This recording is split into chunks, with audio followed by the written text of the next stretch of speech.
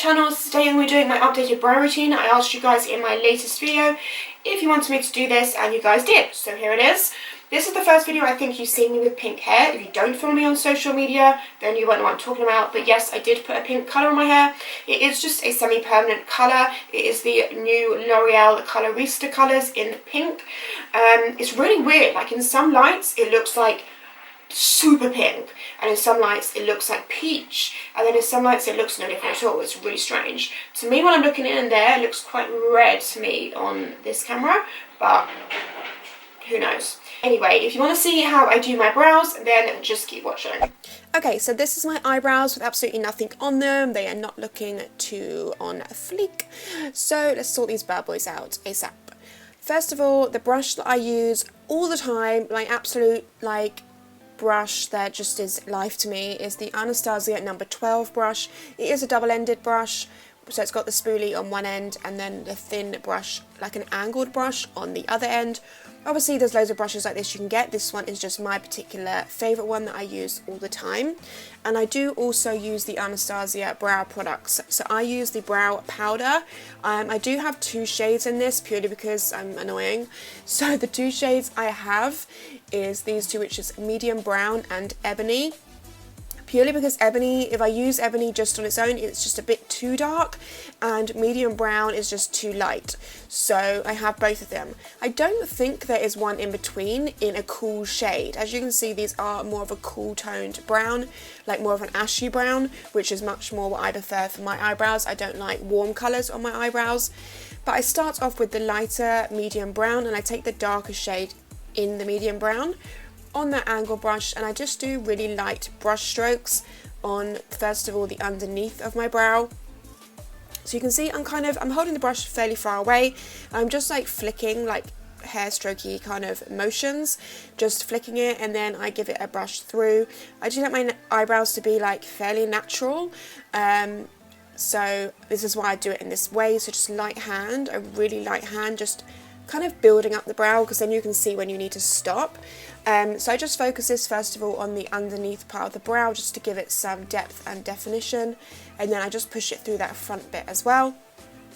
And then I brush my hairs down, and then I do the exact same thing to the top. So I just line the top part of my brow, and then I just fill in like the middle basically. My brows are kind of thick, but not thick. I don't really know how to explain it. Like my actual main part of my brow is fairly thick. Then I turn the brush the other way around, and I just use the same flicky motions, but just to create some kind of bushy looking brows in that front part. So just flicking up with the brush.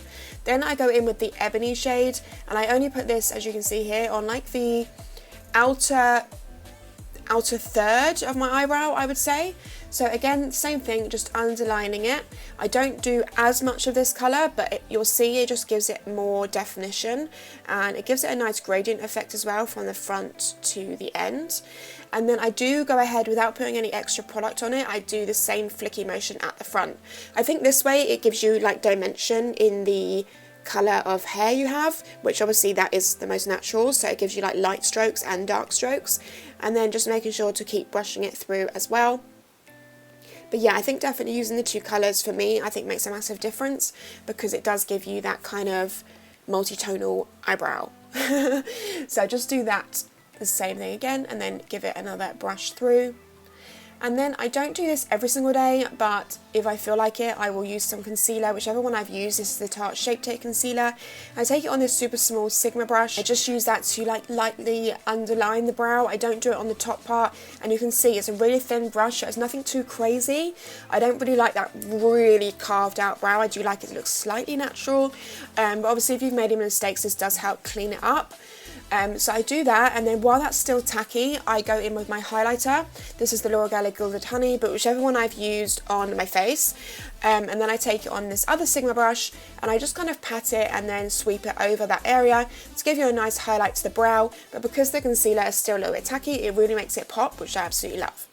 Then the last step for my brows is I take my Anastasia Clear Brow Gel and I just brush that through my brows. I really want to like straighten my eyebrows so they stay up, because my eyebrow hairs are quite like curvy. They don't stay up straight, you know, they're not straight, they're kind of curved, and I really want these front hairs to stay up straight. And even though this brow gel does really help keep them straight, it's not amazing, so I want to like try and get them straightened or something. But anyway, here you can see the difference between the two brows, the finished brow and the untouched brow. You can see the main area I focus on is that center, kind of the arch of my brow, because it's a little bit sparse, so I make it a bit straighter in that area so it's not super arched, as I've got pretty arched, as you can see, pretty arched eyebrows already. So I basically fill in this section here so it makes it a little bit more of a straight line going into an arch rather than like a curve. Does that make sense? I think that makes sense. So now we're just going to go ahead and fill in the other brow with the exact same process. So starting off with the lighter medium brown shade, small flicky motions to fill in the underneath and the bulk of the eyebrow, and also feather in some hair-like strokes in the front, and make sure to keep brushing it through, and then going in with the darker shade to do the exact same thing but just keeping it in the outer part, and then taking whatever's left to flick through the front as well.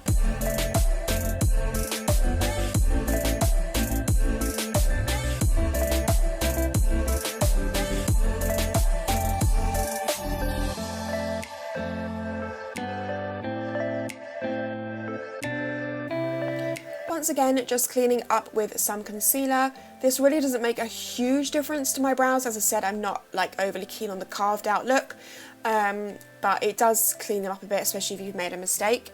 And then going in with my highlighter as well. I really do recommend using brow powder if you're looking to grow your brows, because it's a lot softer on your eyebrow hairs. When I use pencil, my eyebrows get a lot thinner, like a lot thinner. So I definitely much prefer using powder. I just like to change it up in videos sometimes because you guys don't want to see the same thing like all the time, you know. So I just tried to do a close up here just so you could see the brow hairs and how they move and what they look like up close.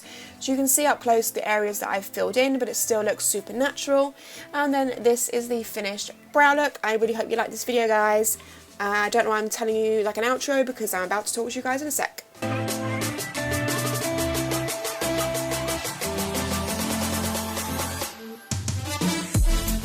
Okay, so this is the finished brow look, guys. I really hope you liked it. Give it a thumbs up if you did. I definitely recommend using brow powder if you're trying to like grow your brows and you want them to be more bushy, because it definitely helps. If I start using pencil for like a couple of weeks, I really notice the difference in my brows getting thinner. So I definitely recommend something softer like a powder if you're trying to grow them and you like that kind of bushy look.